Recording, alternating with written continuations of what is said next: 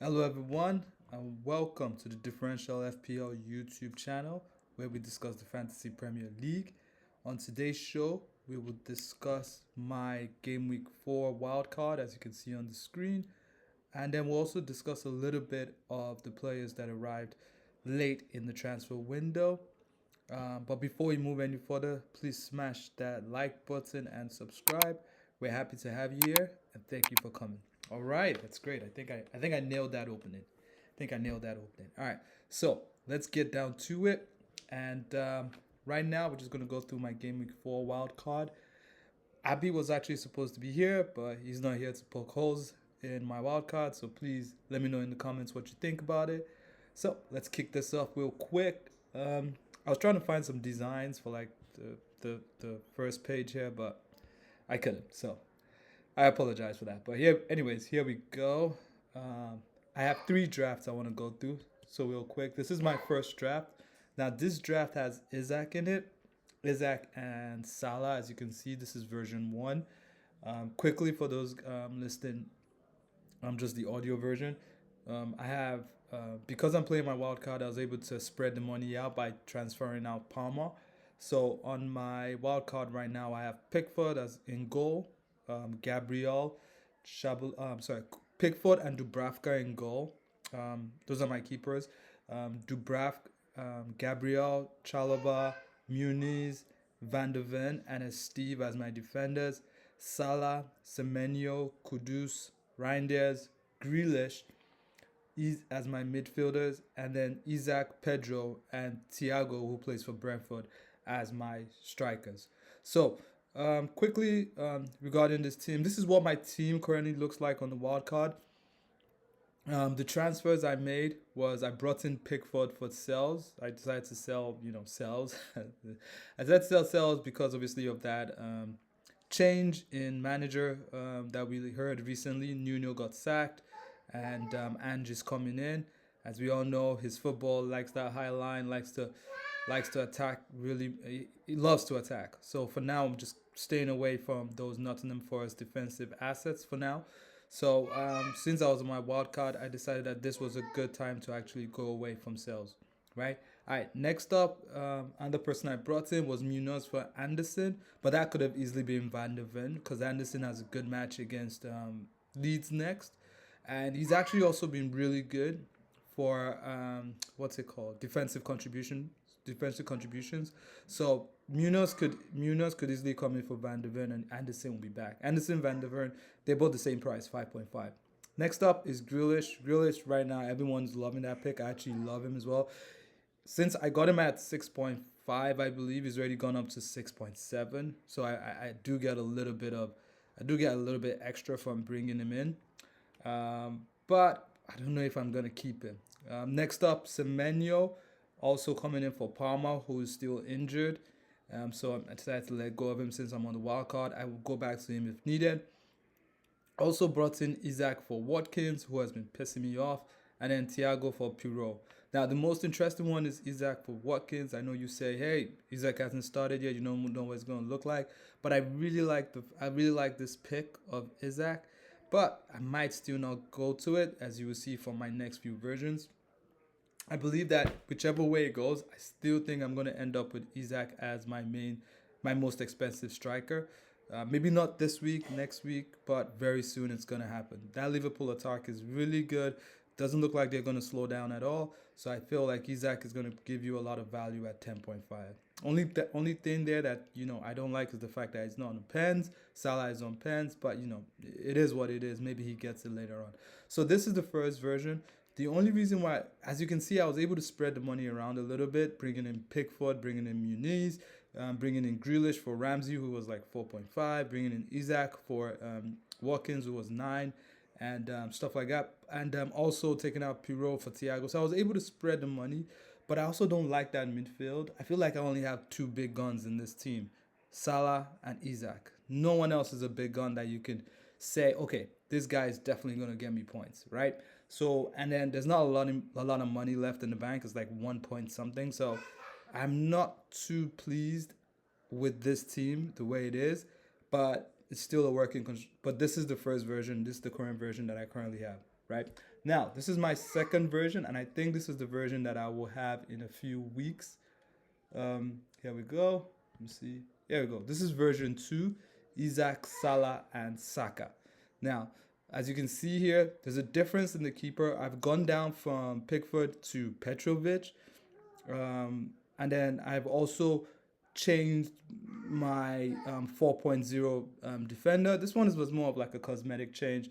Pretty much as Steve to Goodmanson. I don't know if you heard, if you watched the watch last week. If you watched the watch. Yeah, I did that. But anyways, if you watched that last week, you notice that I spoke a lot about Goodmanson and the good stuff he's doing for Leeds. I think he's on set piece as well, so I don't mind having him there instead of Steve at this point in time. I left Van de Ven in this one as well, but again, Van de Ven could easily be Anderson, you know. And then Salah, Semenyo, Saka came in for Kudus on this one, Reinders, and then in this one I took out Grealish and brought in Dewsbury Hall, right? So in this version, I go for Dewsbury Hall. So why do I go for Dewsbury Hall? Well, because he's cheaper, he's on set piece, and even though I like what what Grealish is doing, I feel like Dewsbury Hall has more routes to points, and he's also 5.0, which means he enables me to have someone like Saka, someone like Isaac on my team, right? I still have Thiago, I still have Pedro, all of that good stuff. I also still have Gabriel, even though I'm kind of thinking of moving to Liverpool due to their good fixtures, but I think I'm just going to stick with Gabriel on this one. But so that's my team. This is version 2, and I feel like this is the version I'm going to land on in a few weeks, right? So this is where I am. The only reason why I'm not going for this straight off the board is because we don't know when Isaac is going to be fully ready, integrated into that Liverpool side. Saka, as you can also see, is on red right now. But again, we're not sure. At this point in time, I think he was in training, but we are not exactly sure when he's going to start, starting games for Arsenal. So with that in mind, I don't want to force it. I don't want to push it and just, have a wild card where two guys come in. I'd rather have a wild card, free of any issues, and then start to set myself up to bring some other guys in, right? So this is my second option, and then this is my final version. Version 3, Haaland and Salah version, right? Now this one, there's still a little bit of money in the bank in this one, quite a lot of money actually.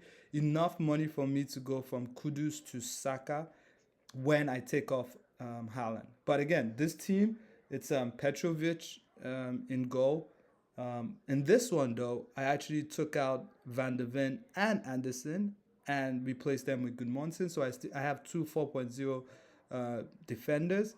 And then obviously Grealish to Dewsbury Hall in this one.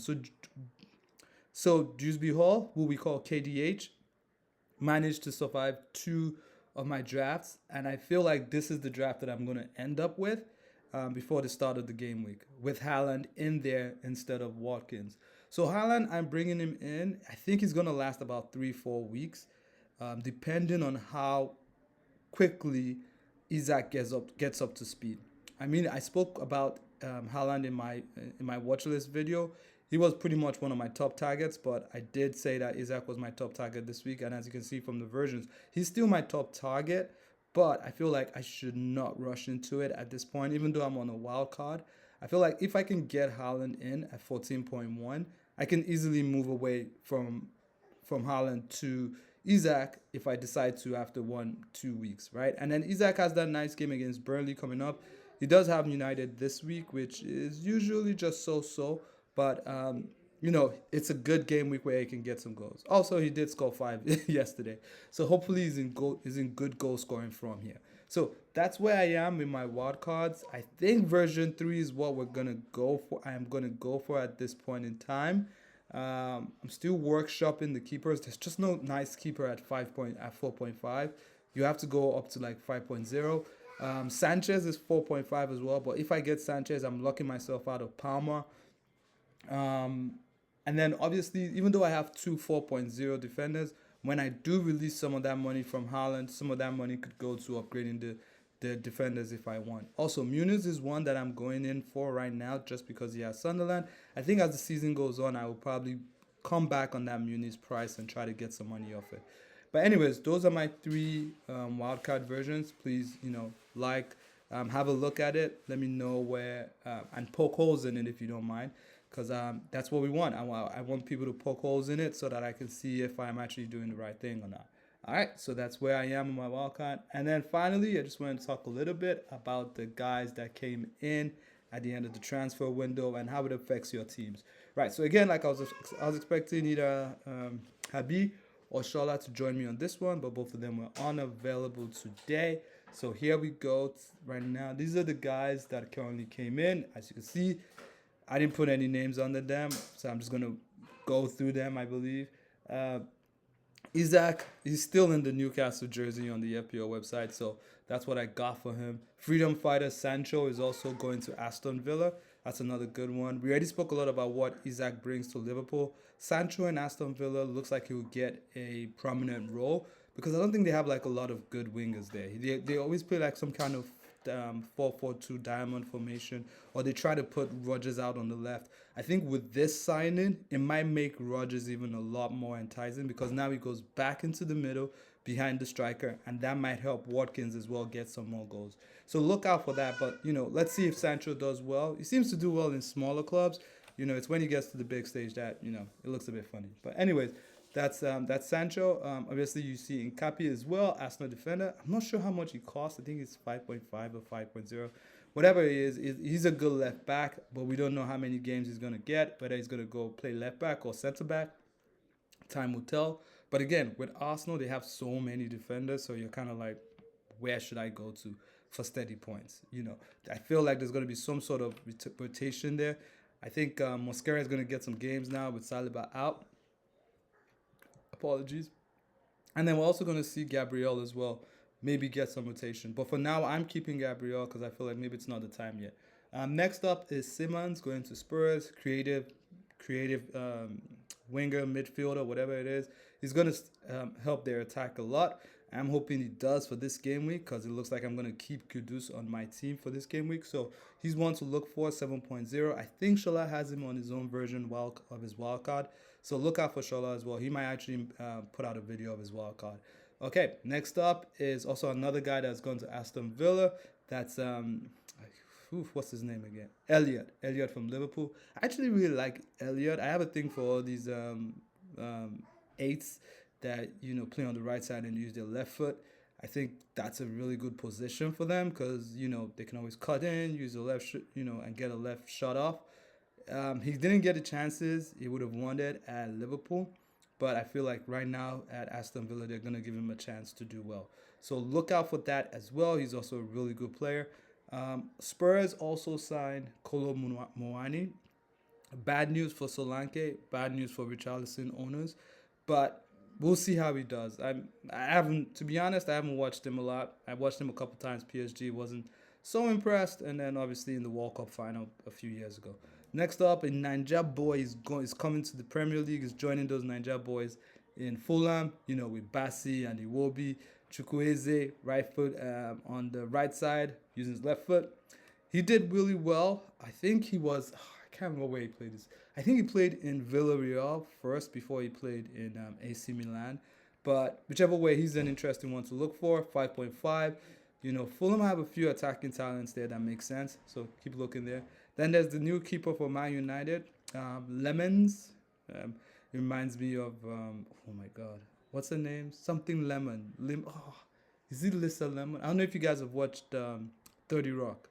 Oh my God. I know you guys right now at the screen right now are shouting are screaming at the screen and saying her name. Is it Liz Lemon? Liz Lemon. So it reminds me of Liz Lemon with that name. But anyways, he's priced at 5.0, which is kind of annoying. I was expecting like 4.5 or something, but 5.0, we'll see if he gets games. Onana has actually made a move to Trabzonspor, so I feel like he's going to be the first team keeper for United. So we'll see how that goes there. And then find two more players to talk about. One of them is, I think his name is Kevin. No, Kevin or Kenny? Kevin, I believe. He plays for Fulham, another guy that Fulham have signed as well. Looks good. I think he played for Shakhtar. It could be an interesting one. I think it's Kenny. I think it's actually Kenny, but I'll have to check it. But I think it's Kenny. But anyways, he plays for Fulham. Really good guy. 6.0. One to look out for as well. And then finally, Donnarumma going to Manchester City. I believe he's 5.5. Yeah, with City keepers, I'm always, because City always find a way to concede. It's kind of like the way I kind of view Raya, in the sense that they will probably keep a lot of clean sheets, but in a few games they're gonna drop, like they don't get a lot of save points. So if they don't get a clean sheet, you're not really expecting a lot. And most of the times, even when they get a clean sheet, there's not a lot of save points. You're just getting like 1 point off it. Very few times you'll get like a bonus, because they're really under a lot of pressure to keep a clean sheet, right? So that's what I would say regarding Donnarumma. But again, if you want to go there, have your way. So that's what I have for you guys today. Discussed the new guys, showed you guys my 3 versions of my wild card. Like I said, most likely I'm gonna take the third one with Haaland, because I'm a safe guy. I would take the safe option and try to work in Saka and Isaac from there. All right, so that's where I am for today. You guys have a good one. Please like, subscribe, share. Tell me what you think in the comments, and I will catch you on the next one. Stay lucky, guys. Goodbye.